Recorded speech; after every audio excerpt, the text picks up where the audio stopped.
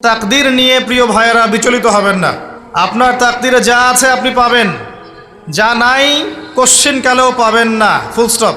আপনার তাকদীরে যা আছে আপনি পাবেন, না পেয়ে আপনি দুনিয়া থেকে যাবেন না, ফুল স্টপ। আর আপনার তাকদীরে যা নাই সারা দুনিয়ার মানুষ মিলে আপনাকে দিতে পারবেন না। এই চিন্তাটা আগে মাথার মধ্যে সেট করেন। এই দুনিয়ার জীবনে আপনার দুনিয়ার বাড়ি গাড়ি, টাকা পয়সা, রিজিক, ব্যবসা বাণিজ্য, স্ত্রী সন্তান, এগুলোকে নিয়ে এত বিচলিত হওয়ার কিছু নাই। আপনার আমার তাকদীরে যা লেখা হয়েছে এর একটা দানা আপনি বেশি খেয়ে পৃথিবী থেকে যাবেন না। আর আপনার আমার রিজিকে যা আছে তার এক চুল রেখে আপনি দুনিয়া থেকে যাবেন না। এটাই চূড়ান্ত সত্য কথা।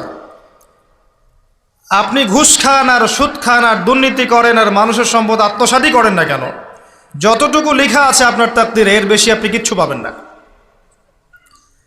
আর আপনি হালালে থাকার জন্য যতই কষ্ট করেন, হালালে আছেন, সবজি বিক্রি করে খাচ্ছেন, আপনি ছোটোখাটো ব্যবসা করছেন, মানুষ আপনাকে দাম দেয় না, আন্ডার এস্টিমেট করে, গরিব বলে, ফকির মিসকিন বলে, কিন্তু আপনার তাকদীরে যা আছে আপনি সেটাই পাবেন, এর বেশি আপনি কিচ্ছু পাবেন। হুয়াল আউয়ালু ওয়াল আখির, আল্লাহ পাক প্রথম এবং আল্লাহই শেষ। কুল্লু মান আলাইহা ফান ওয়া ইয়াবকা ওয়াজহু রাব্বিকা যুল জালালি ওয়াল ইকরাম। প্রত্যেকটা বিষয় ফানা হয়ে যাবে, কিচ্ছু থাকবে না। এখন আপনি পৃথিবীতে যা দেখছেন এগুলোর কিছুই থাকবে না। প্রত্যেক মানুষ, প্রত্যেকটা জিন, প্রত্যেক উদ্ভিদ, প্রত্যেক এই প্রাণী, আকাশ, মহাবিশ্ব, গ্রহ নক্ষত্র, চন্দ্র সূর্য, সমুদ্র, পাহাড় পর্বত, বিশ্বনেতা, রাষ্ট্রনেতা, সমাজ নেতা, পরিবারের কর্তা, অর্থনৈতিক নেতা, সবাই মারা যাবে, সবাই শেষ হয়ে যাবে, কিচ্ছু থাকবে না। এই বিষয়টা আগে ভালো করে হজম করতে হবে যে আমরা এখানে থাকতে আসিনি, আমরা এই দুনিয়ায় থাকতে আসিনি, আমরা এখানে এসেছি চলে যেতে। যার মনের মধ্যে এই কনসেপ্ট থাকে সে কখনো আল্লাহ পাকের বিদ্রোহী হতে পারে না, সে কখনো আল্লাহ দ্রোহিতা করতে পারে না, কুফরি করতে পারে না, শিরক করতে পারে না, আল্লাহর অবাধ্য হতে পারে না। যার মনের মধ্যে এই চিন্তা বদ্ধমূল যে আমি এখানে থাকতে আসিনি, আমি এখানে মুসাফিরের মতো এসেছি, গাছের ছায়ায় বিশ্রাম নিচ্ছি, বিশ্রাম নিয়ে শেষ হবে চলে যাব।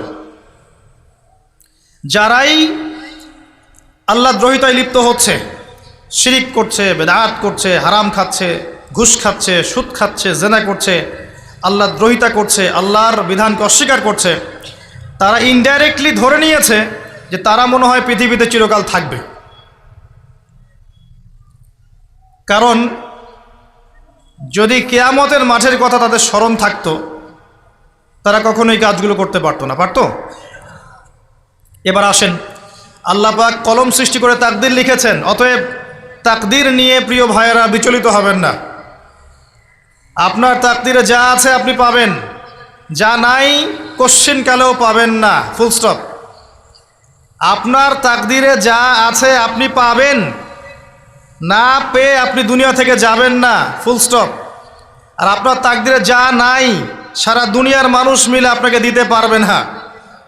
এই চিন্তাটা আগে মাথার মধ্যে সেট করেন। এই চিন্তা যার মধ্যে ইনস্টল করা আছে সে আত্মহত্যা করে না কখনো, সে হতাশ হয় না কখনো, সে ভয় পায় না, আল্লাহর পথে চলতে গিয়ে পিছু পা হয় না, সে জালেমের সামনে মাথা নত করে না। যার মাথায় এই চিন্তা আছে যে আল্লাহ যা লিখেছেন এটা হবে, যা লিখেন নাই সারা দুনিয়ার মানুষ মিলে সেটা হবে না, সিম্পল। এর মধ্যে আল্লাহ পাক পরীক্ষায় ফেলবেন, ওই বিষয়টা ডিফারেন্ট। আমি অবশ্যই তোমাদেরকে পরীক্ষা করব ভয় দিয়ে, ক্ষুধা দিয়ে, সন্তানের কি ইন্তেকাল দিয়ে, ফসলের ক্ষতি দিয়ে, সম্পদের ক্ষতি দিয়ে আমি পরীক্ষা করব। কিন্তু যারা সবর করবে এবং যারা এই কনসেপ্ট রাখবে ইন্না লিল্লাহি ওয়া ইন্না ইলাইহি রাজিউন, এদেরকে আল্লাহ পাক প্রশংসা করেছেন, ইনশাআল্লাহ এরা সফল হবে। আল্লাহ পাক তাকদির লিখে ফেলেছেন, তাকদির নিয়ে টেনশন করবেন না, রিজিক নিয়ে টেনশন করবেন না। এখনকার যুব সমাজের সবচেয়ে বড় টেনশন রিজিক। একটা জব, একটা ভালো জব, একটা ভালো ব্যবসা, সে সিকিউরড লাইফ চাচ্ছে। রিজিক নিয়ে চিন্তা করবেন না।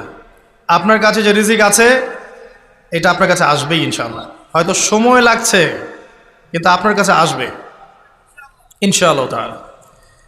আপনি হালালের উপর থাকবেন, ন্যায়ের উপর থাকবেন। আপনি অন্যায় পথে রিজিক সার্চ করবেন না। আপনার তাকদিরে যে রিজিক আছে আপনার কাছে আসবে ইনশাআল্লাহ। এবার আসেন, আল্লাহ পাক এরপরে সৃষ্টি করেছেন মহাবিশ্ব। এই পুরো মহাবিশ্ব তাকদির লিখার পরে মহাবিশ্ব কয় দিনে? ফি সিত্তাতি আইয়াম, 6 দিনে। মাত্র 6 দিনে আল্লাহ পাক পুরো মহাবিশ্ব সৃষ্টি করেছেন।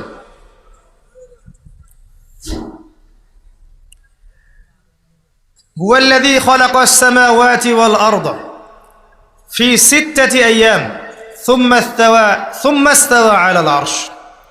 সূরা হাদীদের মধ্যে একটা আছে, তিনি সে আল্লাহ যিনি এই মহাবিশ্ব সৃষ্টি করেছেন 6 দিনে, এরপরে আরশের উপর সমাসীন হয়েছেন।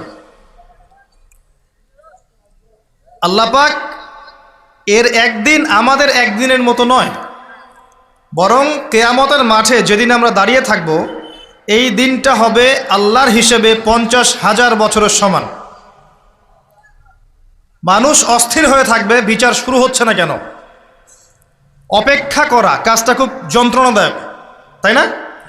কারো জন্য অপেক্ষা করা, অপেক্ষা করে আছেন, 1 ঘন্টা পর আসবে, এলো না, আপনি অস্থির হবেন। 2 ঘন্টা পর এলো না, 10 ঘন্টা পর এলো না, আপনি অস্থির হবেন, পায়চারি করবেন, বই পড়বেন, নাস্তা খাবেন, হাঁটাহাঁটি করবেন, আপনি ব্যাকুল হয়ে যাবেন। অপেক্ষা করা একটা ডিফিকাল্ট কাজ। কিয়ামতের মাঠে মানুষ 50,000 বছর অপেক্ষা করবে, বিচার শুরু হচ্ছে না কি জন্যে। সবাই গিয়ে ধন্না দিবে, প্রথমে আদম আলাইহিস সালাম, তারপরে নূহ আলাইহিস সালাম, ইব্রাহিম, মূসা, ঈসা আলাইহিমুস সালাম। আল্লাহর কাছে একটু সুপারিশ করেন, বিচার যেন শুরু হয় অ্যাটলিস্ট। কেউ কিচ্ছু করতে পারবে না, কারণ সবাই বলবে ইয়া নাফসি, ইয়া নাফসি। দূর থেকে একজনের আওয়াজ আসবে, যিনি ইয়া নাফসি বলছেন না, যিনি বলছেন ইয়া উম্মতি, ইয়া উম্মতি। সবাই তার কাছে যাবে এবং তিনি আমাদের নবী মুহাম্মদুর রাসূলুল্লাহ সাল্লাল্লাহু আলাইহি ওয়াসাল্লাম সিজদায় পড়ে যাবেন এবং তার উম্মার জন্যে সুপারিশ করবেন। উম্মার কবিরা গুনাহগার ব্যক্তিদেরকে সুপারিশ করে তিনি জান্নাতে নিয়ে যাবেন ইনশাআল্লাহ। আল্লাহ তাকে ওয়াদা করেছেন, হে নবী, তোমার উম্মতের কোনো ব্যক্তি যদি শিরিক না করে আমার সামনে উপস্থিত হয় আমি তাকে মাফ করে দেব ইনশাআল্লাহ। হাদিসে কুদসির মধ্যেও আছে যে হে আদম সন্তান, তুমি যদি দুনিয়ার সমান পাপ নিয়ে, আসমান জমিন সমান পাপ নিয়ে আমার সামনে দাঁড়াও, কিন্তু আমার সাথে কাউকে শরিক করনি, তাহলে আমি আল্লাহ তোমার সামনে আসমান জমিন সমান ক্ষমা নিয়ে উপস্থিত হব ইনশাআল্লাহ। শোনেন, 1000-999 জন মানুষ জাহান্নামে যাবে, প্রতি 1000-999 জন মানুষ জাহান্নামে যাবে। সহিহ বুখারীর হাদিস 4 বার এসেছে। এখানে ইকুয়েশনটা এমন না যে ম্যাথামেটিক্যালি ক্যালকুলেট করতে হবে, এমন নয়। এটা দিয়ে আধিক্য বোঝানো হচ্ছে, বেশিরভাগই জাহান্নামে যাবে। এই কথা আল্লাহ পাক কিন্তু সূরা আরাফের মধ্যেও বলেছেন 179 নম্বর আয়াতে, ওয়ালাকাদ যারানা লিজাহান্নামা কাসীরাম মিনাল জিন্নি ওয়াল ইনস। একই বিষয়ে কোরআন হাদিস পরস্পর মিলে যায়। এখানে একটা বিষয় বুঝতে হবে, আল্লাহ পাক বলেছেন সূরা নিসার মধ্যে, ইন্নাল্লাহা লা ইয়াগফিরু আন ইউশরাকা বিহি ওয়া ইয়াগফিরু মা দুনা যালিকা লিমান ইয়াশা। আল্লাহ পাক তার সাথে শিরকের গুনাহ মাফ করবেন না, এছাড়া যে কোনো গুনাহ আল্লাহ পাক যাকে ইচ্ছা মাফ করতে পারেন। তার মানে যে বেশিরভাগ মানুষ জাহান্নামে যাচ্ছে তাদের আমল নামায় কোন পাপ থাকতে পারে? কথা বোঝা যাচ্ছে কি? নিঃসন্দেহে তাদের আমল নামায় শিরকের পাপ থাকবে। এটা বুঝতে আপনাকে পিএইচডি করার দরকার নাই। আল্লাহ পাক শিরক ব্যতীত যে কোনো পাপ যাকে ইচ্ছা মাফ করতে পারেন। তার মানে তারা জাহান্নামে যাচ্ছে বিকজ অফ শিরক। আমাদের মুসলিমরা এখন শিরক বোঝে না, অমুসলিমরা তো শিরক করেই।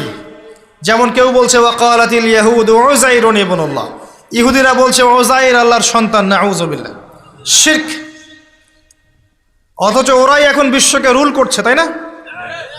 ওয়াকালাতিন নাসারা আল মাসীহ ইবনুল্লাহ, নাসারা বলছে যে ঈসা ইবনে মারইয়াম আল্লাহর সন্তান, তাই না? অথচ ওই সভ্যতাই এখন বিশ্বকে রুল করছে। যালিকা কাউলুহুম বিআফওয়াহিহিম, এটা ওদের মুখের কথা, এটা জাস্ট মুখের কথা।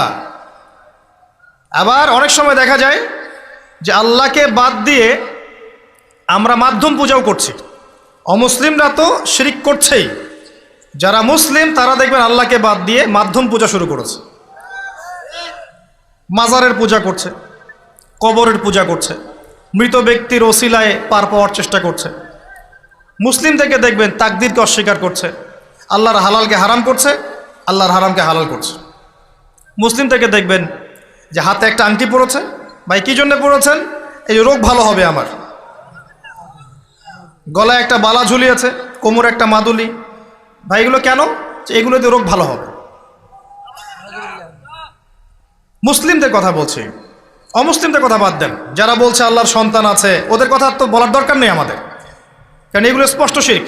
তবে এতটুকু বলি যে 25শে ডিসেম্বরে যারা বলেছে মেরি ক্রিসমাস, বলেছে না?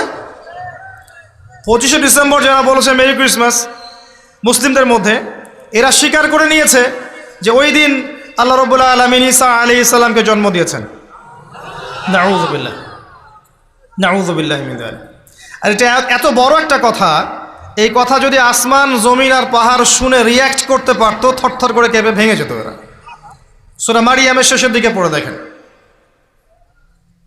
ওয়াকালু ইত্তাখাযার রাহমানু ওয়ালাদা লাকাদ জি'তুম শাইআন ইদ্দা তাকাদু আস-সামাওয়াতু ওয়াল আরদু ইয়াতাফাত্তারনা মিনহু ওয়া তানশাক্কুল আরদু ওয়া তাখিরুল জিবালু হাদ্দা। পড়েন অর্থটা। আসমান জমিন পাহাড় যদি এই কথা শুনে রিয়্যাক্ট করতে পারতো, এরা চৌচির হয়ে যেত। এত বড় একটা কথা বলেছো তোমরা যে ঈসা আলাইহিস সালামকে আল্লাহ পাক জন্ম দিয়েছেন, নাউযুবিল্লাহ। তো এরা তো শিরক করছেই। মুসলিমরাও দেখবেন এই যেগুলো বললাম, আল্লাহকে বাদ দিয়ে অন্যের কাছে দোয়া করছে, আল্লাহকে বাদ দিয়ে অন্যকে সেজদা করছে, আল্লাহকে বাদ দিয়ে অন্যের কাছে নজর মানত করছে, আল্লাহকে বাদ দিয়ে অন্যের জন্য জবাই করছে, আল্লাহর তাকদীরকে অস্বীকার করছে, আল্লাহর হালালকে হারাম করে নিচ্ছে, আল্লাহর হারামকে হালাল করে নিচ্ছে।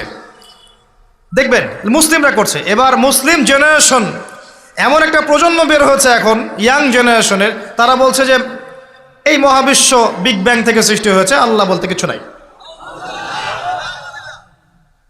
আপনি বোঝেন কি কারণে প্রতি হাজারে 999 পিপল জাহান্নামে কেন যাবে? কারণটা কি? শিরক। আর এই শিরকটা হচ্ছে আপনার চিন্তায়, আপনার কথায় এবং আপনার কাজে।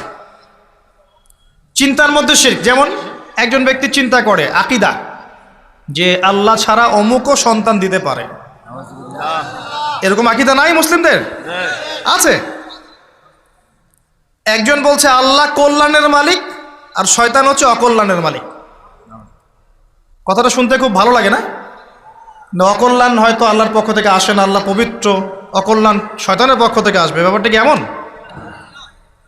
ভালো মন্দ, কল্যাণ অকল্যাণ, দুঃখ কষ্ট সুখ সবকিছু কার পক্ষ থেকে আসে? এমন নয় যে ভালোগুলো আল্লাহ দেন, অকল্যাণগুলো শয়তান দেয়, নাউযুবিল্লাহ। এরকম আকীদা আছে মানুষ। কিছু মানুষ বলছে তাকদীর বলতে কিচ্ছু নাই, মানুষ নিজেই তার কর্মের নিয়ন্ত্রণ, শিরক। কিছু মানুষ বলছে